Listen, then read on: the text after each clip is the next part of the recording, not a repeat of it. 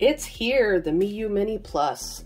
I literally just got this a couple hours ago and I was waiting to unbox this, so let's do this together. It'll be fun. Baby Yoda approves, or Grogu, I should say. Here we go. Here's the box.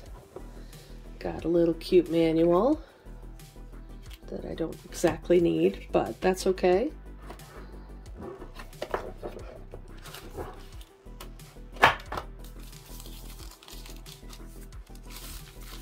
Ta-da!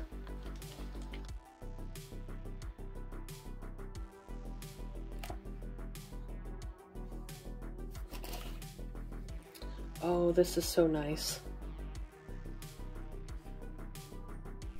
Here are the stats for the Miyoo Mini Plus. They're practically identical to the original with a few changes. Since the device is larger, the screen size went up from 2.8 inches to 3.5 inches. Also, since the device is bigger, it has a bigger battery now at 3000 milliamps, and that should give about 5-6 hours of playtime, maybe even closer to 7 or 8. There is a new welcomed addition of Wi-Fi to the device, so now you should be able to do some net play with friends or even use retro achievements, which I love. Retro achievements, you should definitely check it out, retroachievements.org. The available colors are white, gray, transparent black, and transparent purple. So I got the Anbernic RG35xx a few days ago. I did a quick short video and I was planning on doing a full review on it. Then I saw that the Miyoo Mini Plus dropped on Amazon. So I ordered that immediately. Good thing too, because I actually had a problem with my previous order being severely back ordered on my Miyoo Mini Plus. So I decided to cancel it and go with the Amazon order, and bam, I got it pretty quick. So now that I have both, I can do a little comparison. By no means is the Anbernic device bad. It might actually be a better choice for some if you want a little more real estate to hold on to, or connect the mini HDMI to your TV or your monitor. I will say that the D-pads are very close in size. The feel of the D-pad on the Miyoo is quite a bit better than the Anbernic, which feels a bit loose. Not terrible, but you know, it's not as good as the Miyoo. The buttons are very good on both, and I really couldn't tell the difference between either of the buttons.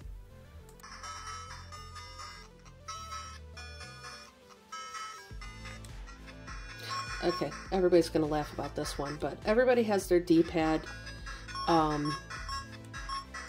game that they go to see if they can actually play it. Mine is Master System California Games, and I have to use surfing. So if I can make the turn at the beginning, I know that the D-pad is good. Yep, and here we are.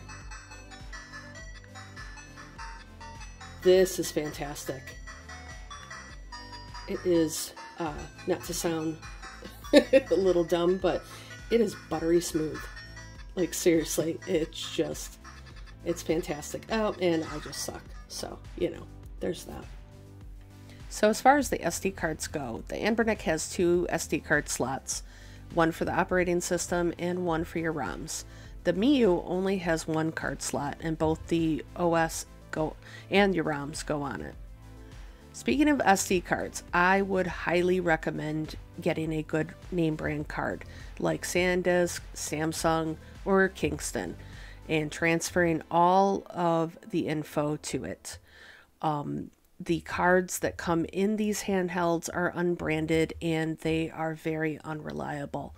I have personally had unbranded cards fail more than once and not work after a short period of time.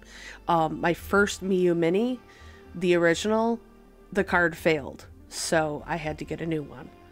So please do that for yourself.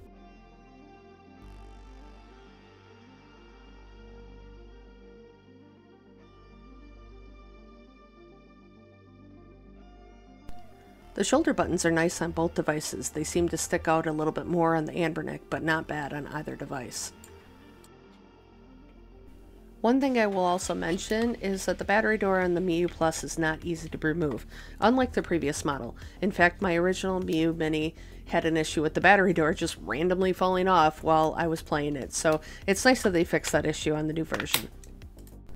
There is a bit of a rattle to the Anbernic device. The Miyoo Mini Plus doesn't seem to have that rattle. Let's give a listen.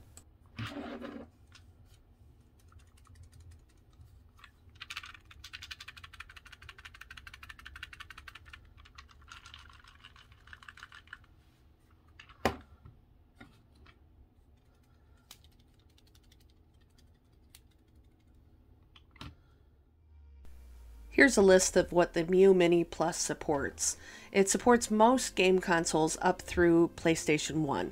So you got your Atari, Sega, Nintendo, TurboGrafx 16, PC Engine, Pico 8, and tons of classic arcade machines like Capcom and MAME.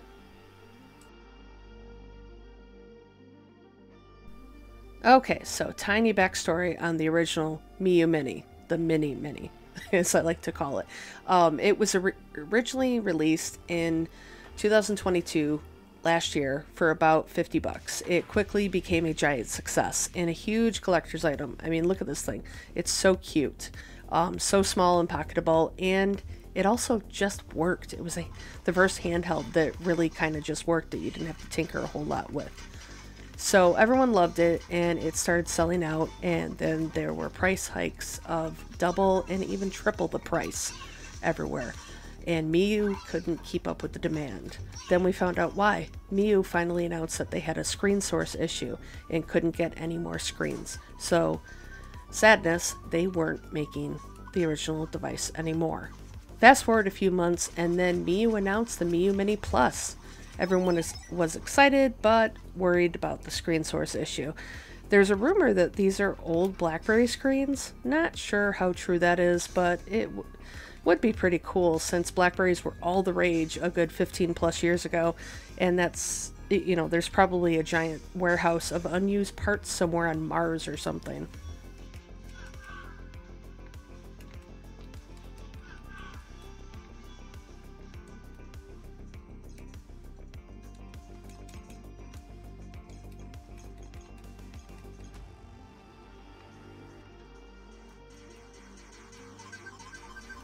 So, in conclusion, if you are looking to get a starter retro handheld, I would highly recommend the Miyoo Mini Plus.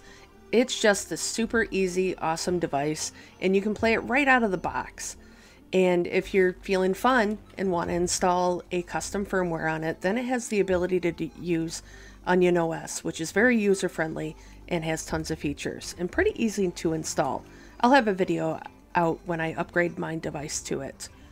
I also like when a device is on Amazon, it might be listed for a few dollars more, but you have the option of fast shipping and an easy return policy versus waiting a month or more for the device to arrive.